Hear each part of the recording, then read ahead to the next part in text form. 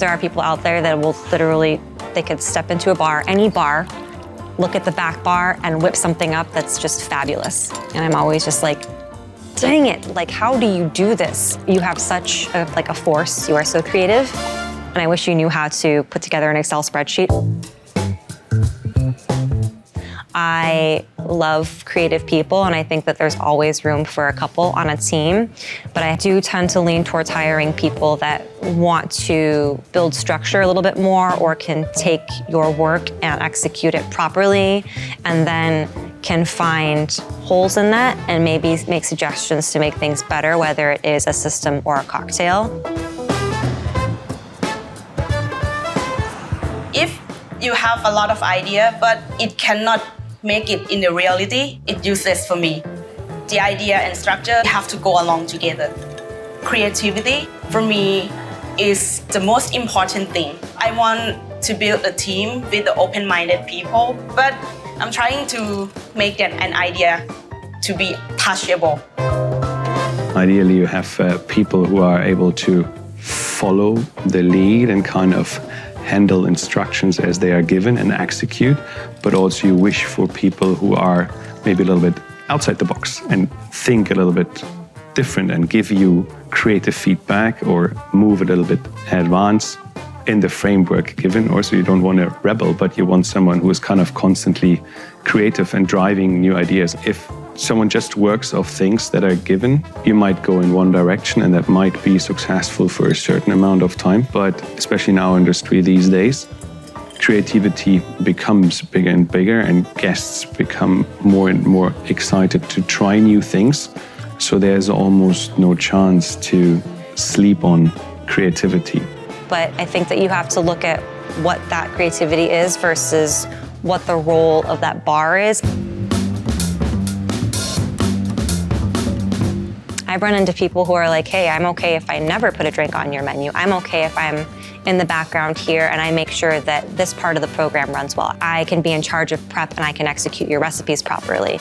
And to some people, that might be a creative outlet, is to be able to execute somebody else's recipes. I do think that it is very important to foster creativity, but I think that that leaves a lot of room for what that looks like for different people. I think everyone is creative in one way or the other, and some are amazing in creating recipes, but maybe storytelling is not the strength. Some are great in savory drinks, some are great in sweet drinks, some are great in flavor extraction or thinking constantly about new flavor combinations. So it's over the time finding out who is good at what, and you try to evolve those talents and kind of give support in those directions. The biggest part of identifying strengths, weaknesses, talents is listening to the team. So right now in GFDA, what we're focused on as a company is promoting that mission of helping people to bring their best creative self forward. With our workshops, one of the things that we had found early on was at the end of the workshop constantly, we would have people come up that were the quietest people and say, thank you for giving me that opportunity. I wouldn't have done that on my own. I wouldn't have done that in the work environment. Like, this day just set up that experience for me. We get feedback, a week, 2 months after talking to leadership. They're like, so-and-so was the quietest person on the team. They never go out for lunch. They never do this. They're always, got their headphones on. But all of a sudden, like, creating this environment for those people that have personality traits where they're a little bit more shy or whatever, it can really transform the output of a team. So I think what initially led me to goal setting, not just with myself, but with staff members and team members, is that it's something that I did not get. I've had mentors, don't get me wrong, and I've had some really great ones, but I think a lot of times mentorship is based on the person that is teaching somebody else. And for me, I need a lot of structure because I need to be able to see what the next step is for what I've accomplished and therefore what I can continue to do. That's kind of how my brain works.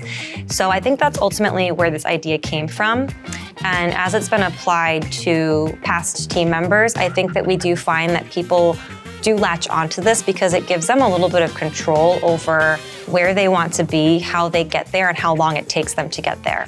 And it also helps them maneuver when there are roadblocks, when they might be switching jobs to go do something else, a new manager comes in. I think that having that structure of goal setting helps them be able to take a roadblock, process it, and then figure out how to move around it because they know where they're ultimately supposed to be.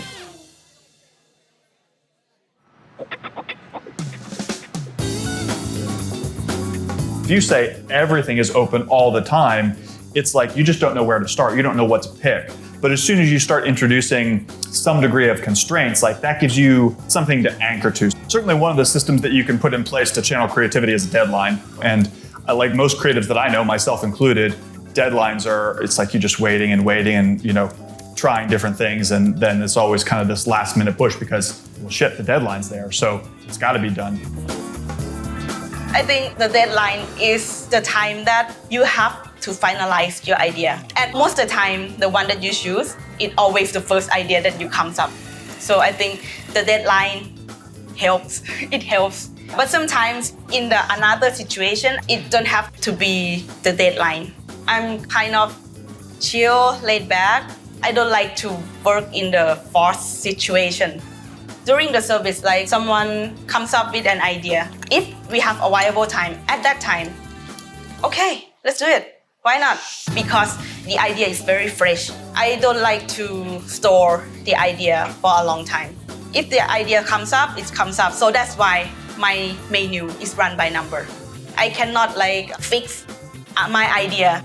It can be just only 10. I don't want to make it that way. So that's why my idea is like, I want to expand a lot of idea and put in the menu. Hospitality is not a 9 till 5, but that's the execution on the floor, and it's kind of a lifestyle. Creativity happens sometimes throughout the shift, and then it's on us to kind of give you the opportunity to remain creative, regardless how busy it is. The hotel is a very F&B driven hotel, so guests are well traveled, so they see things in different hotels in different countries. So we do not have a choice but evolve and be kind of constantly looking for upgrades, new things. So we have to embed that in our daily routines in one way or the other. So it's more about how can we really create time slots for the team to be creative. That's the biggest challenge, but it's part of the game. I think about who I am and how, you know, my journey and where I've come from and how I've gotten here. I started as a runner, so I ran food and drinks. I graduated to an expediting position, eventually was promoted to head bartender and then into a bar director position.